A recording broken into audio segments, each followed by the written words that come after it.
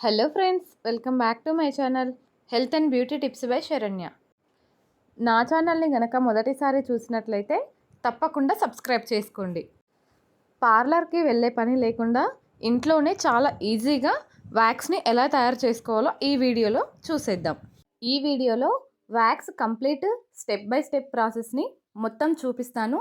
వీడియోని మాత్రం ఎండ్ వరకు ఎక్కడ స్కిప్ చేయకుండా చూడండి, లేదంటే మధ్య మధ్యలో చూస్తే మీకు అస్సలు అర్థం కాదు. వ్యాక్స్ని తయారు చేసుకోవడానికి 3 పదార్థాలు తప్పనిసరిగా కావాలి. అవి చక్కెర, నీళ్ళు, నిమ్మరసం. 1 కప్పు చక్కెరకి అరకప్పు నీళ్ళు, పావు కప్పు నిమ్మరసాన్ని తీసుకోవాలి. ఈ కొలతలతో గనక చేయకపోతే వ్యాక్స్ మంచిగా తయారవ్వదు. వ్యాక్స్ తయారైనా కూడా చేసేటప్పుడు మనకి మంచి రిజల్ట్ అనేది రాదు. నిమ్మరసంలో విత్తనాలు లేకుండా చూసుకోవాలి. ఒక గిన్నెను తీసుకొని అందులోకి చక్కెర, నిమ్మరసం, నీళ్ళను పోసుకొని మొత్తం కలుపుకోవాలి. చక్కెర, నిమ్మరసం, నీళ్ళు మొత్తం కలిసేటట్టుగా కలుపుకోవాలి. చక్కెర కనీసం 50% కరిగేంత వరకు కలుపుతూనే ఉండాలి. మనకి ప్రాసెస్ తొందరగా అయిపోతుంది. కలుపుకున్న తర్వాత గిన్నెని స్టవ్ పై పెట్టుకొని మంటని లో టు మీడియం ఫ్లేమ్లో పెట్టుకుంటూ కలుపుకుంటూ ఉండాలి. మంటని హై ఫ్లేమ్లో మాత్రం అస్సలు పెట్టకూడదు, లేదంటే మొత్తం అడుగున అంటుకొని మాడిపోతుంది. కాబట్టి కంటిన్యూస్గా కలుపుతూనే ఉండాలి.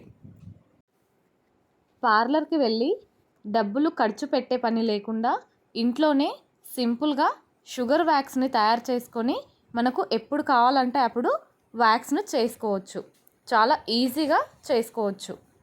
ఇంట్లోనే ఇలా షుగర్ వ్యాక్స్ని చేసుకోవడం వలన బయట wax heater, wax, knife, strips కూడా కొనే పని లేకుండా అన్నీ ఇంట్లోనే ఎలా తయారు చేసుకోవాలో ఈ వీడియోలో చూసేయండి.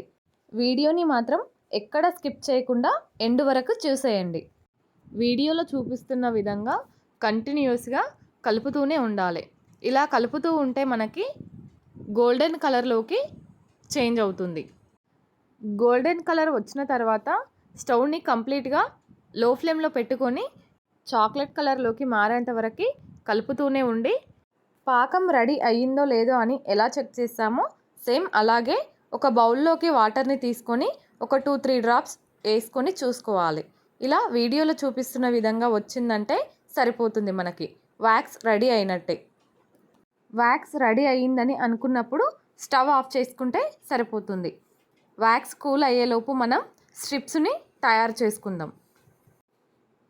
స్ట్రిప్స్ తయారు చేసుకోవడం కోసం ఒక పాత జీన్స్ని తీసుకోవాలి.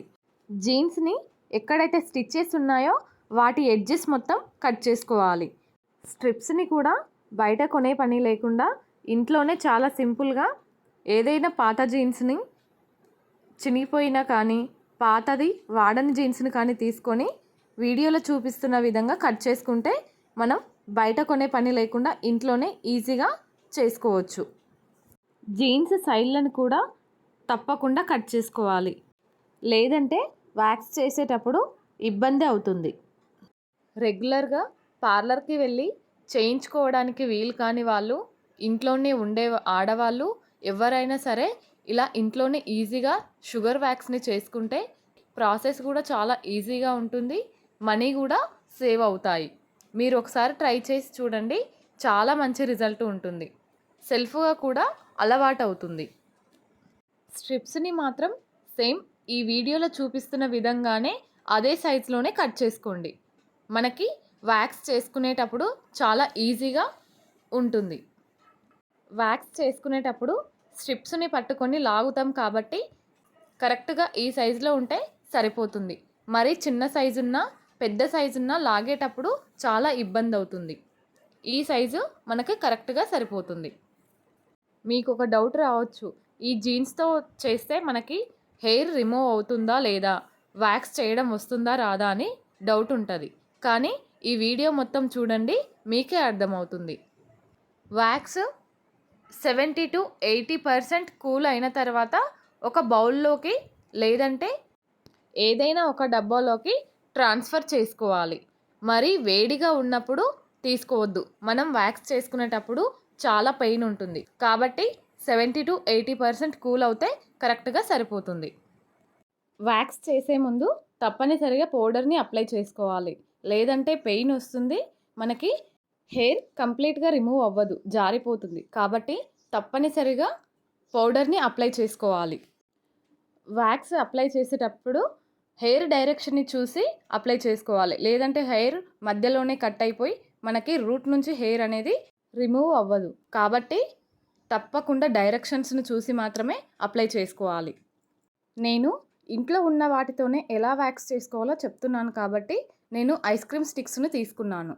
వ్యాక్స్ని అప్లై చేసేటప్పుడు కూడా 70-80% కూల్ అయిన తర్వాతనే అప్లై చేసుకోండి, లేదంటే స్కిన్ కాలిపోతుంది. కాబట్టి చూసుకొని అప్లై చేసుకోండి.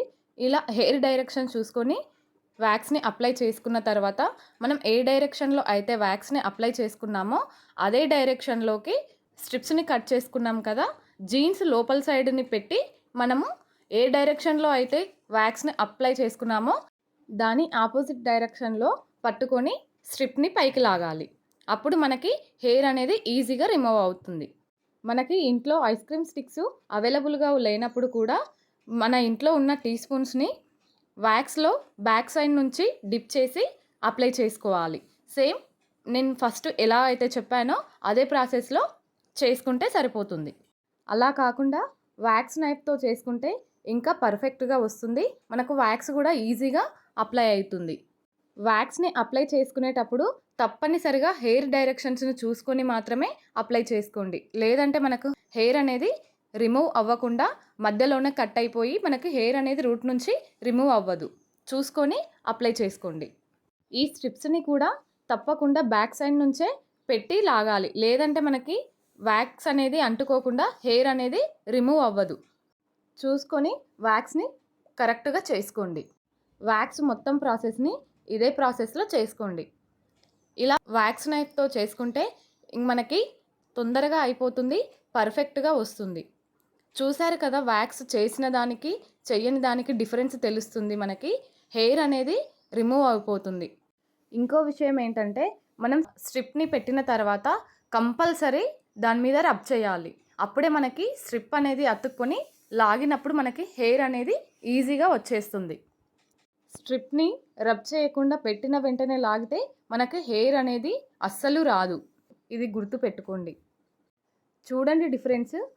వ్యాక్స్ చేసిన దగ్గర చెయ్యిని దగ్గర ఎంత డిఫరెన్స్ ఉందో. వ్యాక్స్ చేసిన దగ్గర హెయిర్తో పాటు ట్యాన్ కూడా రిమూవ్ అయిపోయింది. చాలా నీట్గా అనిపిస్తుంది.